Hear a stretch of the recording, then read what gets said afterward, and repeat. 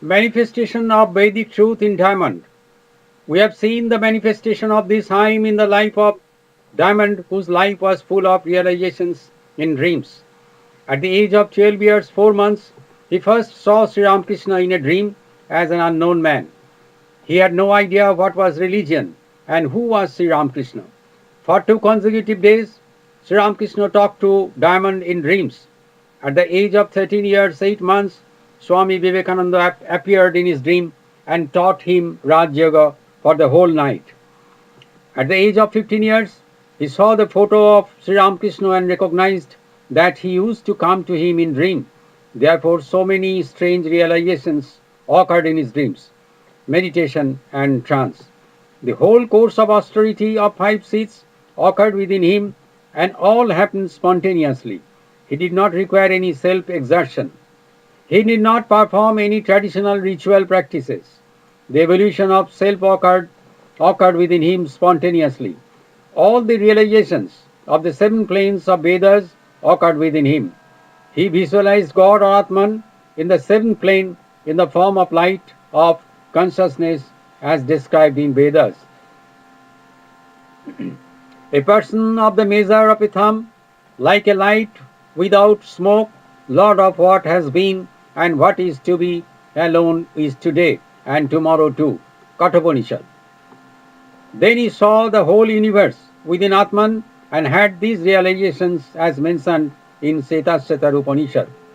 The past, the future, and what the Vedas declare, this whole world, the illusion maker projects out of this Brahma, and in it, by illusion, the other is, that means the individual soul, is confined. Lastly, he realized that he is one and many, but it was not limited within him. The proof of his visualizing God and attainment of Godhood was established by the fact that his form began to appear in myriads of people in dreams, trance, meditation, irrespective of religion, race, sex, and age. The proof of this achievement of Godhood is mentioned in Vedas as such. Thou art woman, thou art man, thou art the youth, and the maiden too. Thou as an old man tottering with a staff, being born, thou becomest facing in every direction.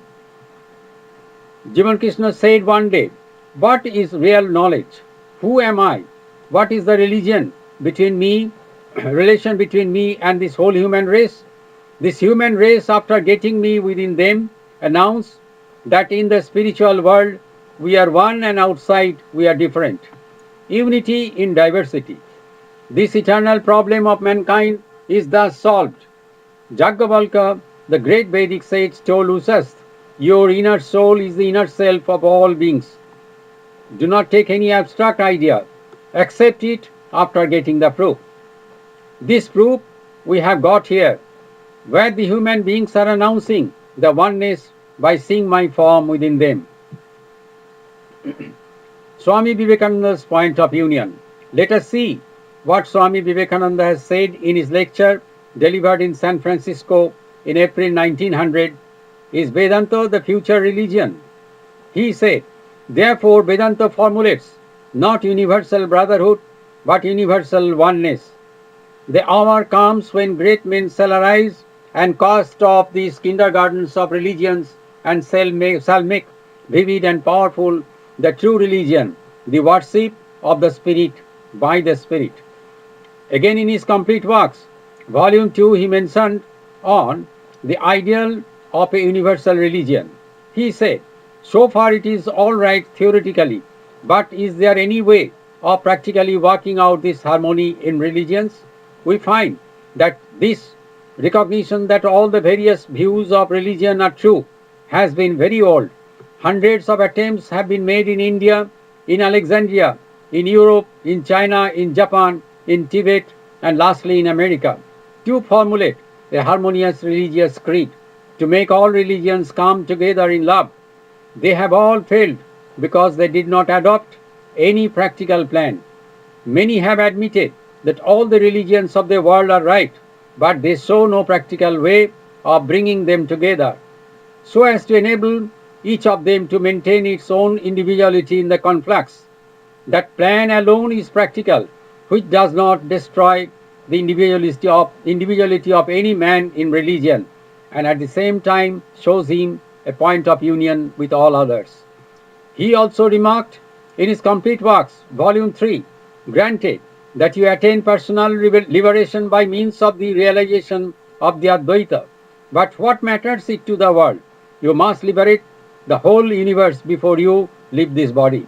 Then only you will be established in the eternal truth. Has that bliss any match, my boy? Our achievement. Which is the future of human race? What is our achievement? It will be revealed from Diamond's discussion on February 29, 1960. About 2000 years ago, Nagarjuna imagined Avalokiteshvara Bodhisattva. What did he say? Each and every human being will achieve parinirvana or liberty, and then only Avalokiteshvara will get the liberty or parinirvana. But actually, there was no such person named Avalokiteshvara. Its literal meaning is who visualizes God. He is Avalokiteshvara. Where to see him? Within this body. In undercurrent, the object of Nagarjuna was that every human being should be transformed into Buddha. Swamiji's plan was thus: keeping own religion intact, each one should reach a point where they can be united into one. That was the point of union of Swamiji. Wonderful plan. He was a great genius, no doubt, as the thought came into his brain. So, Nagarjuna's Avalokiteshvara was imagined centering an individual, though one-sided, and Swamiji's point of union being combined are both giving proof, being manifested in every human being, and will give proof in future. And that point is my form. By being appeared in myriads of people, irrespective of religion, sex, and age.